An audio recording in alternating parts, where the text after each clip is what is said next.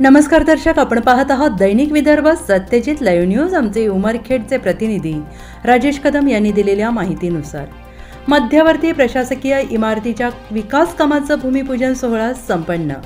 अर्थसंकल्पाअंतर्गत आज उमरखेड महागाव विधानसभेचे आमदार श्री नामदेवराव ससाने यांच्या विशेष प्रयत्नातून मंजूर झालेल्या 14.43 कोटी रुपयांच्या उमरखेड जिल्हा यवतमाळ येथील भव्य दिव्य अशा मध्यवर्ती प्रशासकीय इमारतीच्या विकास कामाचा भूमिपूजन सोहळा आज शुक्रवार दिनांक 9/2/2024 रोजी सकाळी 11 वाजता उद्घाटक आमदार श्री नामदेवराव ससाने, उमरखेड महागाव विधानसभा प्रमुख अतिथी श्री नितीनजी भुतडा, जिल्हा समन्वयक पुसद आणि यवतमाळ यांच्या उपस्थितीत संपन्न झाला। या प्रसंगी उपविभागीय अधिकारी श्री गाडेसाहेब, तहसीलदार वैभव पवार, किसनराव वानखेडे, सौ सविताताई पाचकोरे, सौ अलकाताई मुडे, ॲडव्होकेट अस्मिताताई आडावे, पुंडलिक कुबडे, परमानंद पाटील कदम, अतुल खंदारे, श्री दुधे साहेब, श्री खसावत आदी मंडळी व कार्यकर्ते उपस्थित होते।